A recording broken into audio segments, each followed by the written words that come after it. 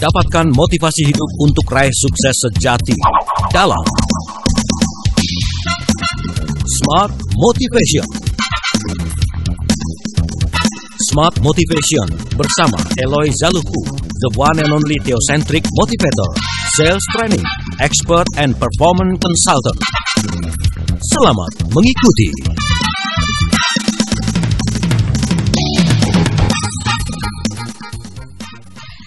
Selamat hari Senin yang baru, Smart Listener dan juga sahabat Sonora. Dan pagi hari ini saya secara pribadi dulu ingin mengucapkan Happy birthday for Sonora. Hai teman-teman Sonora di seluruh Indonesia ya. Bener. Khususnya yang ada di Jakarta. Yes. Ya. Selamat ulang tahun. Hari ini usianya bertambah menjadi 44 tahun. Wow. Udah senior sekali. Senior sekali. Kan kalau ada istilah yang mengatakan gitu kan, yeah. Life begins at 40. Yes. Ini kita tambahin 44. Sudah 44 tahun ya Sonora. Tahun, iya. Selamat ulang tahun Sonora, semakin menginspirasi Indonesia. Semakin menginspirasi, semakin dewasa, semakin memimpin, yes. Semakin bijak, semakin banyak iklannya, bermas, dan semakin banyak iklannya. Amin, gitu ya. Selamat pagi Pak Ella. Selamat pagi Mbak Ola. Selamat pagi sahabat Sonora, Smart Listeners di seluruh Indonesia. Dan di banyak. Seluruh penjuru dunia bisa mendengarkan siaran bisa kita. Mendengarkan ya. Perasaan baru kemarin kita ngobrol cepat ya. Bang. Aduh. Waktu kok berlalu begitu cepat ya, sekali itulah, ya. Makanya kan ada yang mengatakan hidup kami itu 70, kalau beruntung ya 80 tahun. Jadi berikanlah gitu ya. Kami hati yang bijaksana untuk menghitung hari-hari. Untuk menghitung hari-hari supaya ya nggak lewat begitu aja. Bener loh. Saya juga sekarang belajar menghitung kalender. Tandain gitu ya, tanggal berapa nih, tanggal muda, tanggal tua gitu.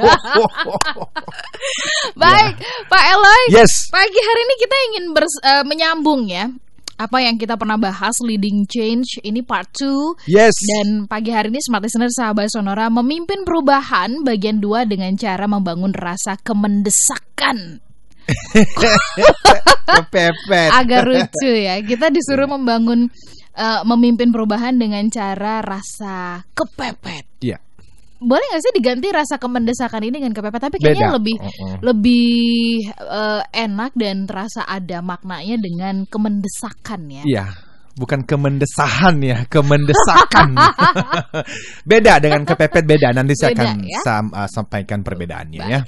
Namun sebelum kita berlanjut, Smart Listener dan juga sahabat Sonora, pagi hari ini karena spesial banget ada sister kita yang berulang tahun. Yes. Ya. Jadi kita punya koleksi bukunya Pak Eloy. Ya, kami berikan untuk 2 orang pagi hari ini buat Anda yang paling jauh tempatnya. Oh, yes, ya. Ya, kalau yang deket udah biasa. Jadi kita ingin menjangkau Anda yang paling jauh. So, jadi silakan Anda sambil nanti merespon perbincangan kita, boleh bertanya atau juga mengungkapkan pendapat. Tapi sekaligus juga Anda mengupdate posisi Anda atau kota Anda mendengarkan kami itu di mana. Ya. Kalau Jakarta cuacanya mendung ya, gelap sekali ya. Tapi semoga hati Anda nggak begitu ya. Bagaimana di tempat Anda? Langsung saja kita mengundang Anda, silakan di 0812 11 12 959, telepon kami 021 6343417. Boleh sekaligus nitip selamat ulang tahun juga nggak apa-apa. Ya, nitip betul. Loh ya, nanti kita sampaikan. Iya.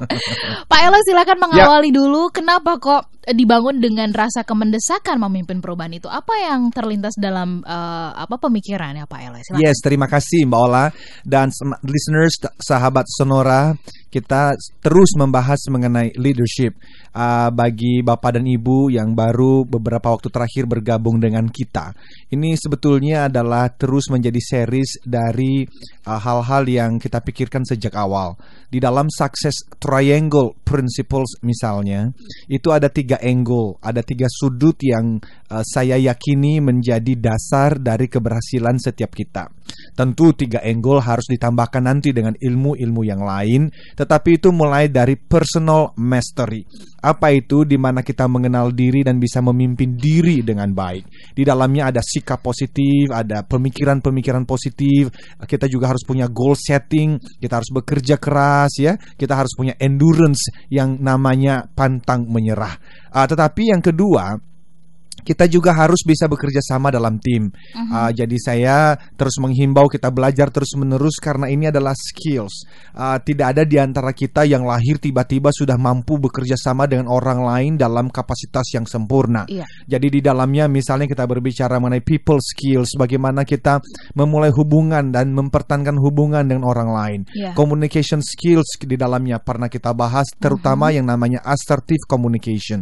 Bagaimana kita bisa mendengarkan orang lain. Bagaimana bisa bekerja sama bersinergi yang dibangun di atas namanya trust. Karena di dalam hubungan no trust, no commitment, no commitment, no result, no business juga. Jadi harus ada trust, harus ada saling percaya. Nah, coba itu juga dilihat apakah ada masalah itu di dalam tim, di kantor, bahkan di rumah tangga. Jadi tidak ada lagi trust. Ingat kembali, no trust, no commitment, no result. Nah, di atasnya angle yang ketiga itu saya bangun yang namanya leadership mastery. Nah, di situ kita banyak berbicara mulai daripada purpose, kita berbicara servantship, kita berbicara jadi purpose itu bagaimana kita menemukan tujuan hidup kita, menemukan tujuan dari perusahaan yang kita bangun, ada misi, ada visi di sana. Lalu ada servant leadership, bagaimana kita menjadi pemimpin yang melayani, bukan cuma sekedar ambisi pribadi yang kita kejar, tapi kita menjadi pemimpin yang mau melayani orang lain, mau memberikan yang terbaik.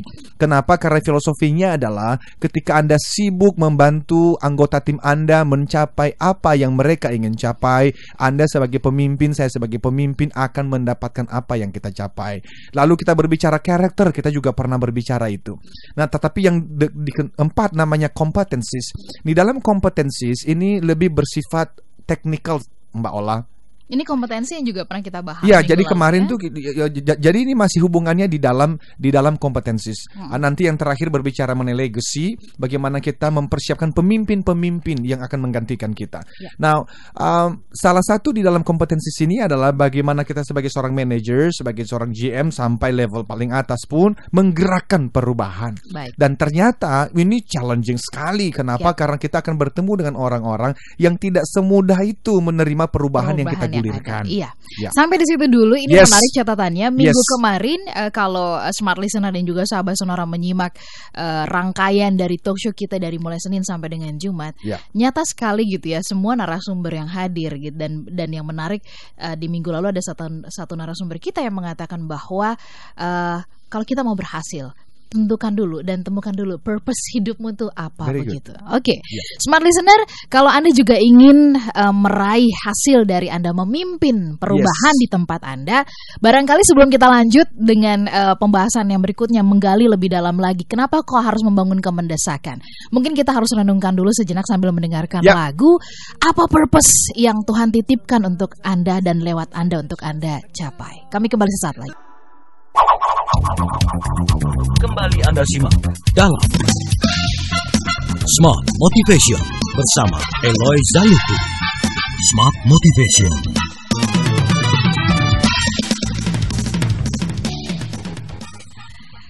Smart listener dan juga sahabat Sonora, kami mengundang Anda kembali bergabung bersama dengan kami melalui SMS, WhatsApp, dan kemudian juga telepon pagi hari ini ya. Anda bisa pergunakan kedua line kami ini. Yang pertama SMS dan WhatsApp di nomor yang sama, 0812 11 12 959. Lalu telepon kami 0216343417. Ada 2 buah koleksi bukunya Pak Eloy. Bukunya judulnya beda-beda ya, tapi koleksinya adalah koleksi dari Pak Eloy yang akan kami berikan untuk Anda yang tempatnya atau kotanya paling jauh dari Jakarta ya. Nanti kita ukur ya. Nanti kita ukur. Nah, Anda boleh komentari apa yang kami bahas pagi hari ini, sekaligus juga mungkin Anda mau titip mengucapkan selamat ulang tahun kepada saudara terkasih kami Sonora Jakarta. 44 tahun usianya pada hari ini ya. Memimpin perubahan dengan cara membangun rasa kemendesakan. Ini hal yang menarik. Kenapa kok harus dari rasa kemendesakan? Dan tadi sebelum kita break ada satu hal yang penting yang saya catat begitu ya, yang selalu diulang-ulang terus oleh Pak Eloy bahkan juga narasumber yang lain, bahwa penting sekali sebelum kita ingin berbuah dan berdampak, harus sadar dulu purpose, tujuan hidup kita ini apa. Karena ternyata itu penting banget ya. mempengaruhi sekali. Sedikit Pak Eloy boleh dikulik di bagian itu sebelum ke mendesak ya. Oh, jadi mengenai tujuan. Iya, why itu sangat krusial banget gitu, dan itu kayak kulit ari banget gitu loh. Oh ya, karena kan kalau kita sendiri tidak tahu kita mau kemana, maka kita tidak tahu dong harus melakukan apa. Jadi bahkan saya pernah juga menyampaikan bahwa ada satu alasan saja kenapa kita pernah lahir di tengah dunia ini, dan itu adalah untuk menggenapi tujuan hidup kita masing-masing. Tetapi kalau kita sendiri tidak tahu tujuan hidup kita masing-masing, ya bagaimana kita bisa menggenapinya? Sehingga memang awal dari semuanya adalah menemukan tujuan itu. Karena yang dulu juga pernah saya sampaikan bahwa tragedi terbesar dalam hidup bukan kematian, Mbak Ola, tetapi ketika kita sibuk melakukan suatu kegiatan, kita bangun pagi-pagi, bekerja sampai larut malam, padahal sebetulnya kita tidak pernah dilahirkan oleh Tuhan Sang Pencipta ke dunia ini untuk mengerjakan kegiatan tersebut. Jadi tidak selalu yang namanya kaya raya itu sama dengan kesuksesan menggenapi tujuan hidup. Itu bisa jadi dua hal yang berbeda. Yang baiknya memang kita mengenal tujuan hidup, kita menggenapinya, dan itulah pada akhirnya nanti di ujung ketika kita berjumpa dengan Sang Pemberi kehidupan akan mengatakan, selamat hambaku yang baik dan setia, karena kamu sudah setia pada bakat-bakat, talenta-talenta yang sudah diberikan untuk menggenapi tujuan. Karena gini, pertanyaannya kan selalu begini, Mbak Ola, kalau Anda dan saya tidak pernah lahir, dunia akan kehilangan apa? Begitu loh. Jadi dunia akan kehilangan apa? Dan ini bisa jadi ini jawabannya tidak menjadi sebuah kesombongan, tetapi ini adalah pengenalan bahwa the world need us, the world need you, the world need me. Dunia membutuhkan Anda, dunia membutuhkan saya. Dan kalau Anda dan saya tidak pernah lahir, maka dunia akan kehilangan apa? Dalam posisi saya, dunia akan kehilangan yang namanya buku saya yang pertama, Life Success Triangle. Dunia tidak akan pernah melihat buku itu seperti saya menulisnya. Dunia tidak akan pernah mengenal yang namanya Sales Warrior Military Camp misalnya, atau dan lain-lainnya. Sehingga kalau seseorang sudah bisa menjawab apa tujuan penciptaannya, itu akan menjadi dasar untuk dia menjadi seorang pemimpin yang baik pada akhirnya. Seperti itu, Mbak Ola. Baik. Lalu kemudian dengan cara membangun rasa kemendesakan, mari kita masuk dalam hal ini. Mengapa memimpin sebuah perubahan ternyata itu ada kaitannya dengan membangun rasa kemendesakan. Bagaimana hubungannya, Pak Eloy? Jadi kembali kepada leadership dan change. Kenapa kita perlu membicarakan mengenai ini? Karena no leader, no change. No change, no improvement. Tanpa pemimpin tidak ada perubahan. Tanpa perubahan tidak ada kemajuan. Jadi memang smart listeners dan sahabat Sonora, perubahan tidak selalu menghasilkan kemajuan yang kita harapkan. Tidak selalu. Tetapi Anda dan saya bisa memastikan tanpa perubahan tidak pernah ada kemajuan dalam hal apapun.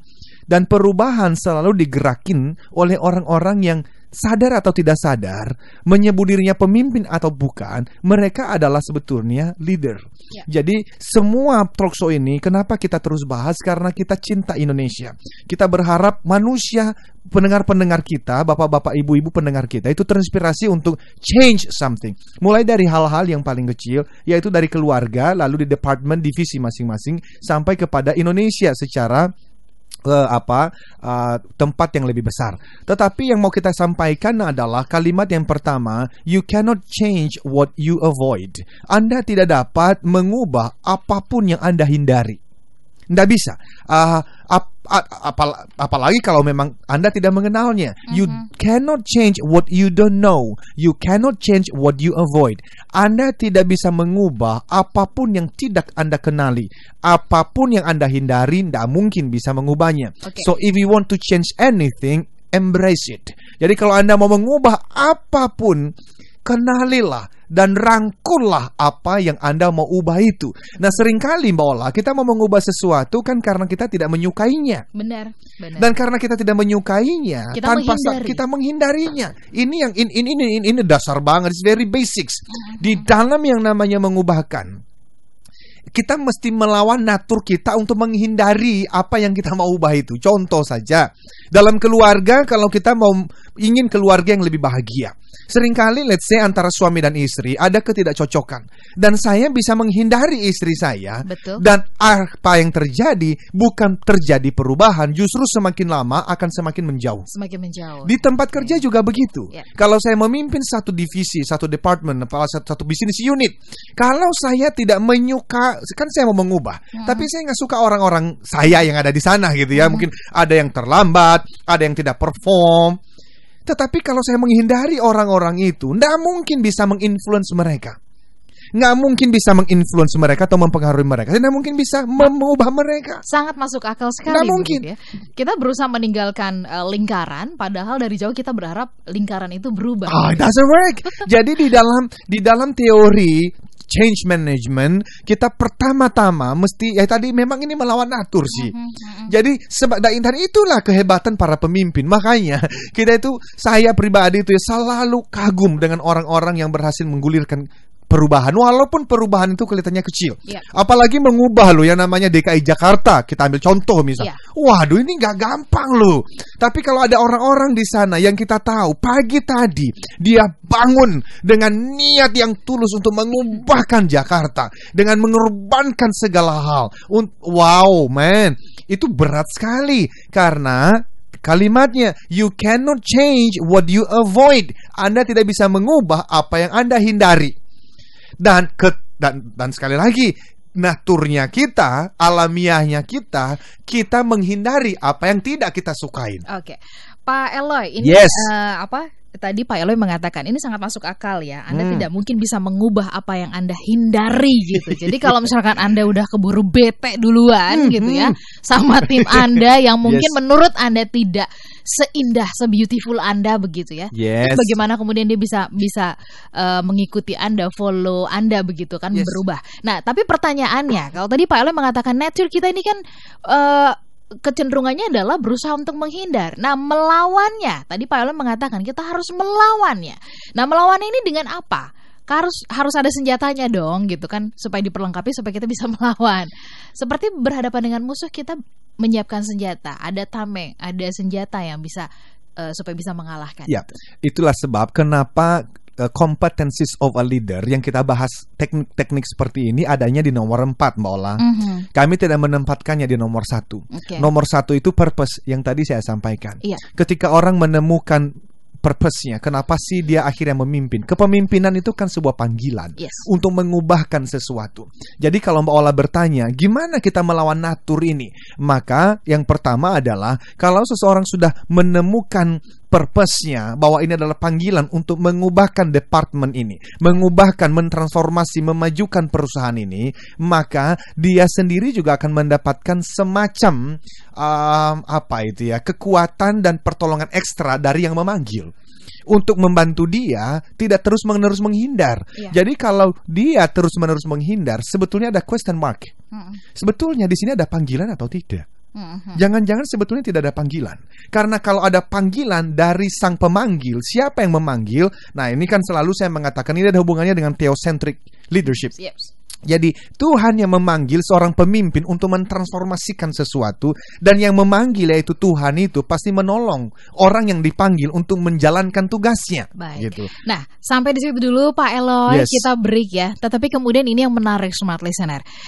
Tidak bisa kita kotak-kotakan hidup kita ini bahwa ini bisnis nggak bisa disatukan atau dicampur aduk dengan urusan Tuhan. Karena ternyata di dalamnya Tuhan sangat berperan. Oh ya, spiritual is very practical. Itu kalimat saya. Itu ya, spiritual is very practical. Ya, harusnya.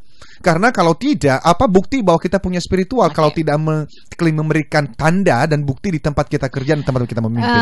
Saya boleh nggak sih menyimpulkan, mohon dikoreksi kalau salah, Monggo, Pak Eloy. Silakan. Kalau begitu kita sebagai pemimpin perlu mempertanyakan kepada diri sendiri ya, autokritik begitu. Seberapa baik gitu kan hubungan kita dengan Tuhan? Kira-kira begitu kah? Kalau dari theocentric leadership, yes. Dari sudut pandang theocentric. Tentu kan bisa dari sudut pandang yang berbeda-beda, tapi dari sudut pandang theocentric leadership, yes. Betul. Smart Smart Listener, dari sudut pandang teosentrik, pagi hari ini kita kembali juga diajak untuk bertanya sejenak gitu ya. Kami break dulu begitu ya. Kira-kira sebaik apa atau seperti apa hubungan kita dengan Tuhan? Jangan-jangan gambaran hubungan kita dengan Tuhan itu terlihat dari gambaran kita dengan anggota tim, barangkali begitu ya. Kita nanti kembali sambung perbincangan kita dan kami mengundang Anda untuk bergabung di 0812 11 12 959. Sudah ada SMS dari Ambon. Ini apakah yang paling jauh? Kami akan tentukan nanti ya. Jadi kami masih mengundang Anda karena dari kota Anda yang paling jauh nanti kita akan pilih untuk mendapatkan ada 2 buah buku koleksi dari Pak Eloy. Kami kembali sesaat lagi. Kembali Anda simak dalam Smart Motivation bersama Eloy Zaluku. Smart Motivation.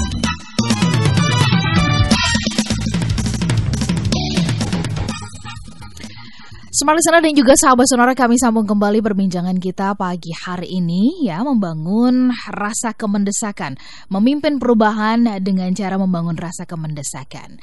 Nah, Smart Listener dan juga sahabat sonora, kita sambung lagi dan nanti kita akan kasih waktu untuk kita membacakan WhatsApp dan SMS yang sudah masuk ya.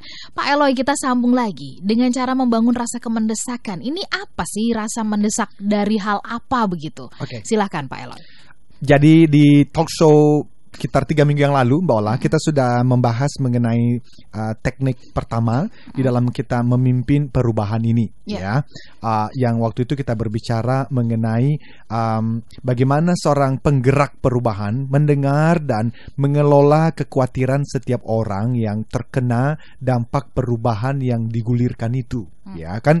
Misalnya saya melakukan perubahan di satu perusahaan X gitu ya, kan karyawan-karyawan yang ada di sana akan terkena dampak dari perubahan tersebut. Nah, mereka pasti punya concern, mereka punya pertanyaan-pertanyaan, mereka punya ketakutan-ketakutan.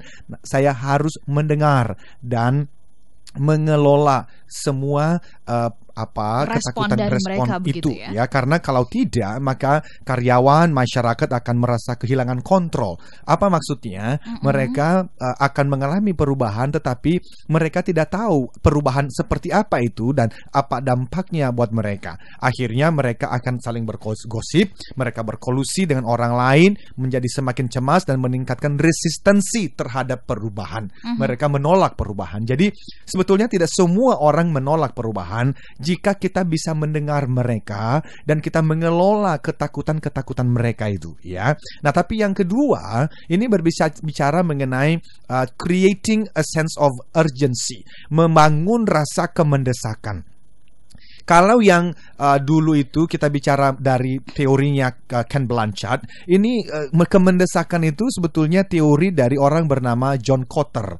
Ini adalah seorang guru besar, ialah guru manajemen perubahan di dunia, dan dia menuliskan buku tentang perubahan. Salah satunya berbicara mengenai the 8 steps change model. Bagaimana ada 8 langkah di dalam memimpin perubahan secara efektif gitu. Nah, kita hanya membahas yang paling pertama saja karena ini memang adalah dasar dari 8 tahapan yang lain, yaitu sense of urgency. Apa itu? Ya, membangun rasa kemendesakan. Bayangkan smart listeners dan sahabat sonora, karyawan di suatu perusahaan yang terus-menerus menikmati gaji bulanan beserta dengan berbagai benefit, kemudahan, keuntungan selama bertahun-tahun. Lalu tiba-tiba CEO datang dan mengatakan, "Hoi, mulai minggu depan kita mulai berubah." Ya, mereka pasti akan bingung dan suatu hal yang normal untuk berontak dan menolak perubahan tersebut. Why? Karena kenapa harus berubah? Semua berjalan baik kok. Sehingga dari pengalaman membantu beberapa perusahaan juga, Mbak Ola, khususnya di dalam membangun budaya suatu perusahaan, kami menemukan hal perusahaan-perusahaan yang berhasil kami bantu adalah perusahaan yang berhasil membangun rasa kemendesakan ini di antara para karyawan. Nanti kita bisa melihat beberapa tips yang diberikan oleh John Kotter supaya gimana sih caranya supaya akhirnya para karyawan itu, anggota tim kita itu sadar. Jadi dimulai dari awareness bahwa yes, memang kita membutuhkan berubah. Kenapa? Karena bedanya dengan kepepet kan ada juga itu yang misalnya orang itu katanya kalau lagi kepepet justru kreativitasnya akan keluar. Betul. Tetapi kepepet tidak sama dengan kemendesakan. Jim Collins di dalam bukunya Great by Choice itu bersama dengan Hansen melakukan satu penelitian selama sekitar 5 tahun di Amerika. Ketika Amerika masuk krisis pada tahun 2001 sampai tahun 2011 yang lalu lah kira-kira itu yang paling terasa. Mereka menanyakan bagaimana sih di tengah-tengah krisis tersebut ada perusahaan-perusahaan yang bukannya bangkrut, justru berhasil 10 kali lebih baik daripada pesaing-pesaing mereka. Nah, ini kalimat dari Jim Collins. Beliau mengatakan begini, 10Xers companies, 10Xers itu adalah yang biasa kita katakan be the 10Xers itu. Yes. Ini sebetulnya saya belajar dari Jim Collins. Jadi perusahaan yang 10 kali lebih hebat dari pesaingnya. Berbeda dari para pesaing karena dari segi bagaimana mereka mempertahankan dari segi mereka mempertahankan keamanan yang tinggi pada masa-masa keemasan dan masa-masa buruk. Bahkan dalam kondisi tenang, 10Xers ini senantiasa mempertimbangkan kemungkinan keadaan yang bisa berbalik melawan mereka. Bahkan mereka meyakini bahwa kondisi bisa secara mutlak berbalik melawan mereka. Karena itu mereka tetap waspada. Nah ini, jadi sense of urgency sebetulnya sama dengan kewaspadaan. Kalau ada pesaing yang lebih jago dari kita, ada produk pesaing yang lebih jago dari kita, sehingga mereka tidak pernah masuk di dalam zona nyaman. Mereka selalu bersiap setiap hari dengan inovasi-inovasi terbaik. Itu yang namanya membangun budaya ada sense of urgency.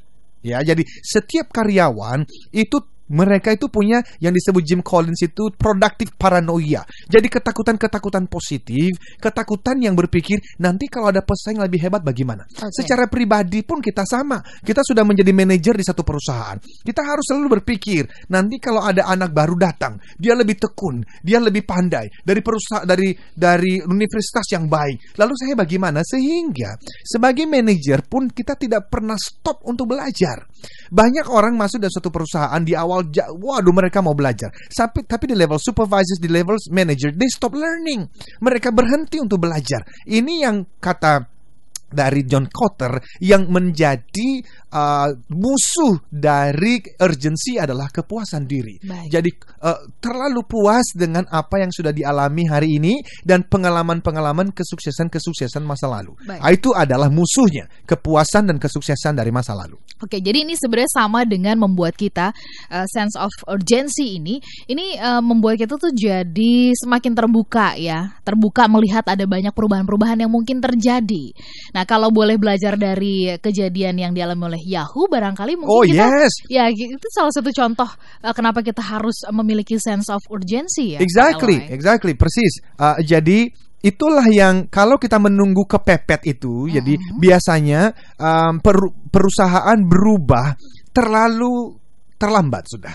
Gitu, dan akhirnya yang terjadi dengan Yahoo dan pada banyak perusahaan-perusahaan yang lain yang ketika top manajemen ingin berubah sudah terlambat, akhirnya diakuisisi, dibeli dengan nilai yang waduh itu nyesek sekali kan ya. Jadi bagaimana supaya kita tidak dipush, ditekan sampai kita di level, di posisi yang kita tidak punya pilihan lain kecuali menyerah gitu ya, dengan nilai yang begitu rendah.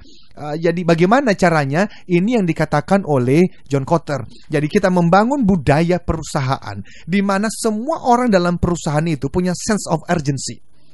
Nah, salah satu caranya misalnya dia ngomong begini.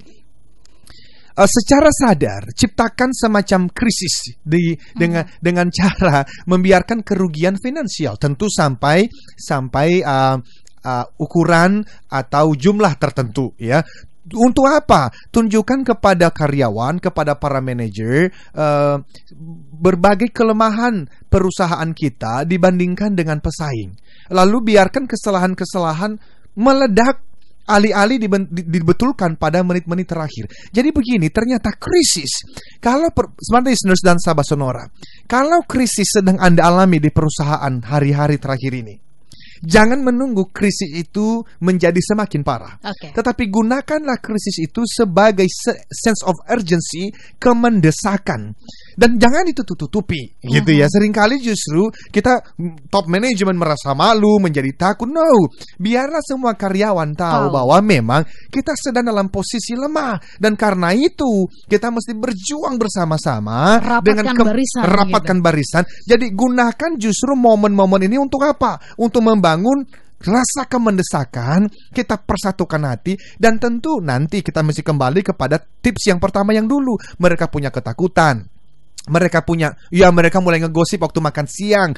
Top management, seorang penggerak, leaders perubahan, dia harus mendengar itu lebih dulu dan dia harus mengelolanya dengan baik, supaya pada akhirnya seringkali bahwa orang yang tadinya sepertinya menolak, resisten terhadap perubahan, setelah dia didengarkan, justru dia akan menjadi pendukung yang sangat setia.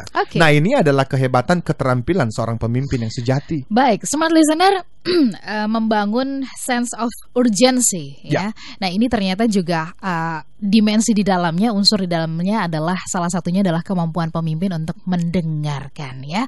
Sudahkah kita memiliki itu? Karena ternyata kalau kemampuan mendengar itu bukan cuma ditopang oleh dua telinga kita yang ada di kanan dan kiri gitu ya, tapi mendengarkan dengan hati dan mendengar dengan seluruh panca indera begitu. Betul. Nah, smart listener, nanti kita sambung kembali. Kami mau mendengarkan apa yang Anda sampaikan melalui SMS dan juga WhatsApp, ya. Sambil nanti juga Pak Eloy melengkapi tipsnya membangun sense of urgency. Kami kembali sesaat lagi, tetaplah dalam Smart Motivation. Kembali Anda simak dalam Smart Motivation bersama Eloy Zaluku. Smart Motivation.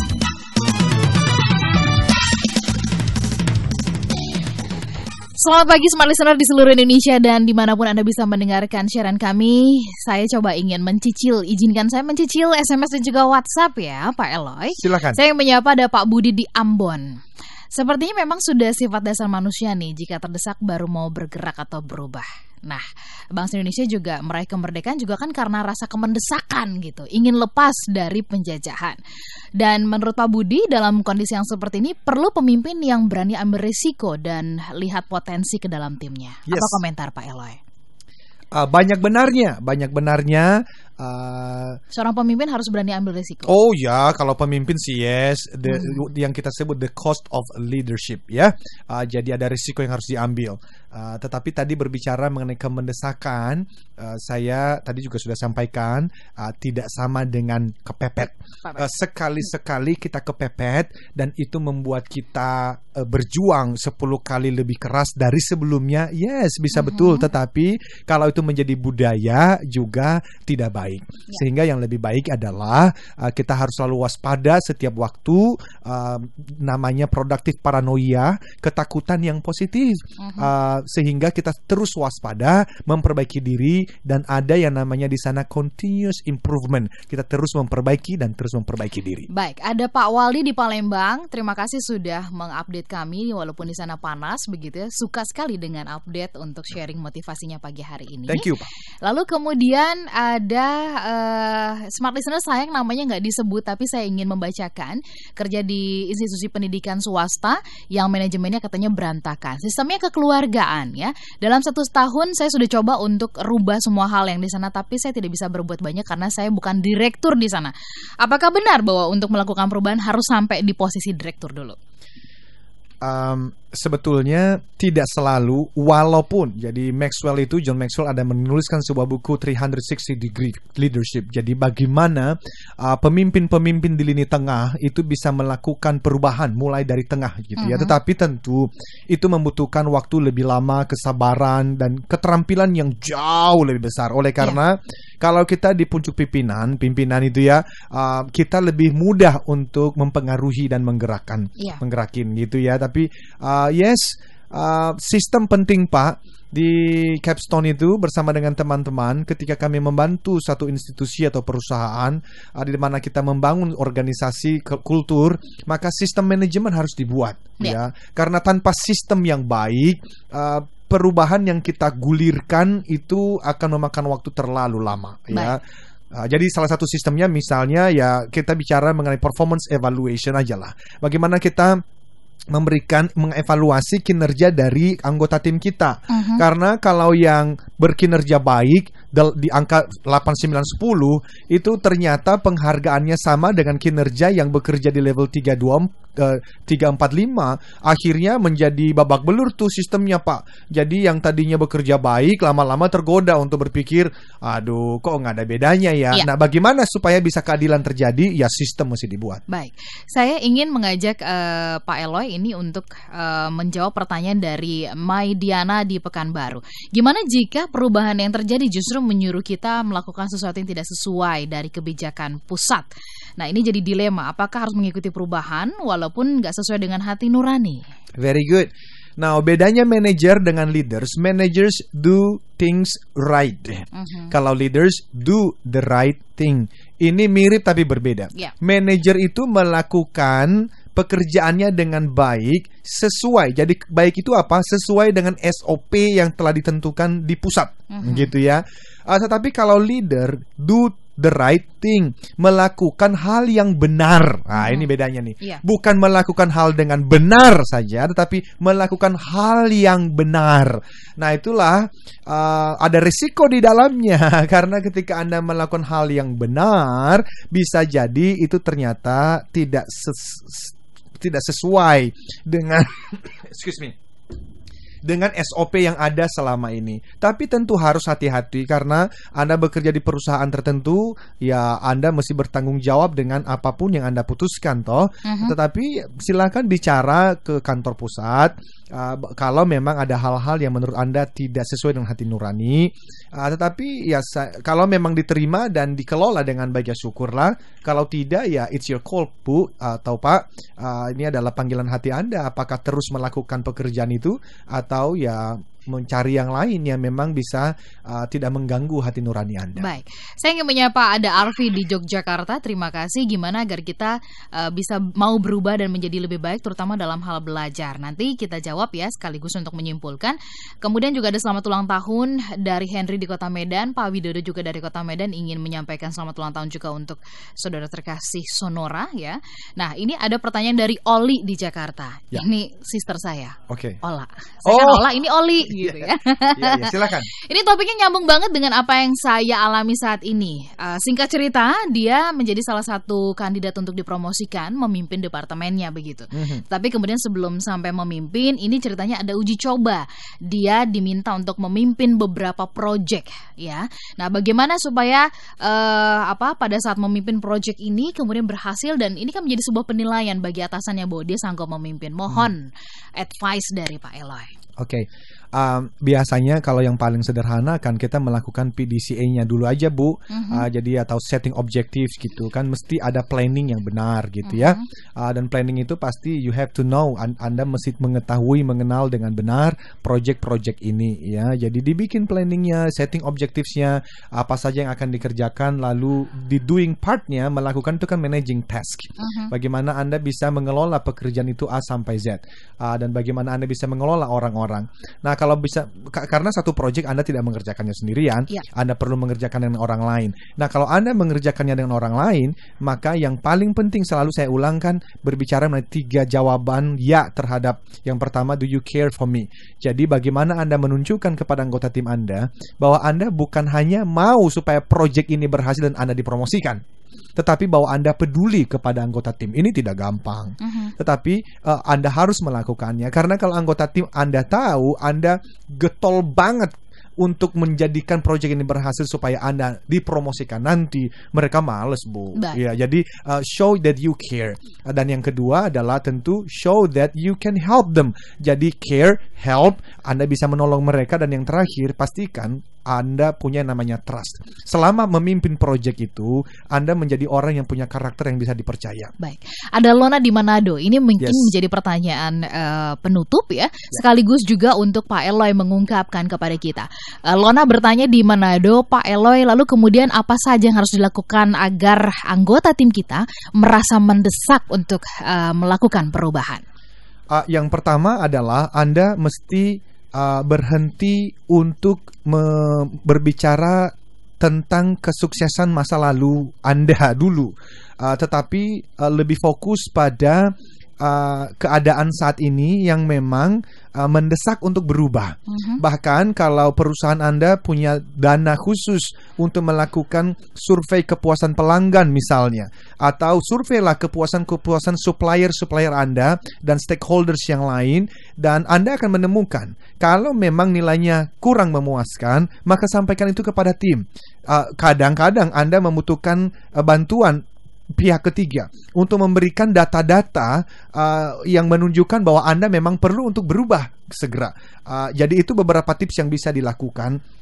Dan termasuk kalau memang selama ini Anda memberikan benefit atau kemudahan-kemudahan kepada anggota tim, misalnya seringkali makan bersama di restoran yang mahal, secara sengaja katakan bahwa kita berhenti melakukannya karena kita sekarang sedang dalam tahap untuk memperbaiki diri, untuk melakukan perubahan, untuk improvement. Jadi coba lihat 1, 2, 3 hal yang secara sengaja Anda stop, Anda potong, dan itu memberikan satu hint, satu gambaran, satu pesan kepada anggota tim Anda bahwa iya ya, kita mesti berubah ini. Nah, tapi ingat ya, ketika Anda melakukannya, tips yang pertama, listening, dengarkan semua pertanyaan mereka dan kelola dengan baik. Karena kalau tidak, ini akhirnya akan menjadi gosip yang justru membuat tim Anda menjadi tidak produktif. Baik.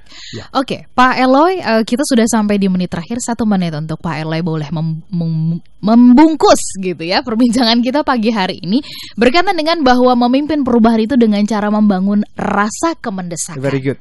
Smart listeners dan sahabat Sonora, no leaders, no change. No change, no improvement. Tanpa pemimpin tidak ada perubahan. Tanpa perubahan tidak ada kemajuan. Dan hari ini kita berbicara tips yang kedua, berbicara mengenai membangun kemendesakan. Minggu sebelumnya kita berbicara mengenai bagaimana kita mendengar dan mengelola ketakutan, concerns dari anggota tim kita. Dan hari ini berbicara mengenai kemendesakan. Tolong ingat kalimat yang tadi awal saya sampaikan. Anda tidak bisa mengubah apapun yang Anda tidak kenali atau Anda hindari. You cannot change what you don't know. You cannot change what you avoid. Jadi kalau Anda mau mengubah sesuatu, kenalilah sesuatu itu lebih dulu dan rangkullah. Bicara mengenai kemendesakan, Anda dan saya mesti berusaha untuk membangun satu keadaan, satu kondisi di antara anggota tim di perusahaan kita, bahkan di keluarga kita, yang memang memberikan satu pesan bahwa kita harus segera berubah. Entah itu mengurangi pemborosan selama ini, atau bahkan mungkin benefit yang selama ini didapatkan oleh anggota tim kita, untuk memberikan satu pesan bahwa hey, ayo bangun, kita harus waspada karena perubahan sedang terjadi, dan kalau kita tidak berubah sekarang, kita akan dimakan habis oleh para pesaing kita. Itu adalah kerjaan para pemimpin, membangun sebuah lingkungan di mana semua anak buahnya itu masuk di dalam satu wilayah yang namanya produktif paranoia, ketakutan yang produktif dan selalu waspada. Terima kasih Pak Eloy untuk inspirasinya pagi hari ini. Kita harus tutup kebersamaan kita ya. Dan minggu depan kita akan berjumpa. Semoga perbincangan ini menjadi inspirasi untuk Anda. SMS yang terakhir yang masuk tadi ada dari Nur Dahlia di Gorontalo. Dan kita sudah cek, ternyata ada 2 rekan kita yang jauh gitu yang bisa mendapatkan. Tapi karena kita berbaik hati, 3 orang kita tambahkan ya. Silakan. Jadi untuk Lona di Manado, untuk Budi di Ambon, dan Nur Dahlia di Gorontalo. Selamat untuk Anda. Boleh Anda kirimkan alamat ya. Sekarang juga kenal 812111299. Kami pamit. Saya Nurlija. Kalau Zaluhu katakan, yes I can. Keep the smile. Be the 10Xers. Telah Anda ikuti Smart Motivation bersama Eloy Zaluku, the one and only theocentric motivator, sales training, expert, and performance consultant. Terima kasih dan sampai jumpa.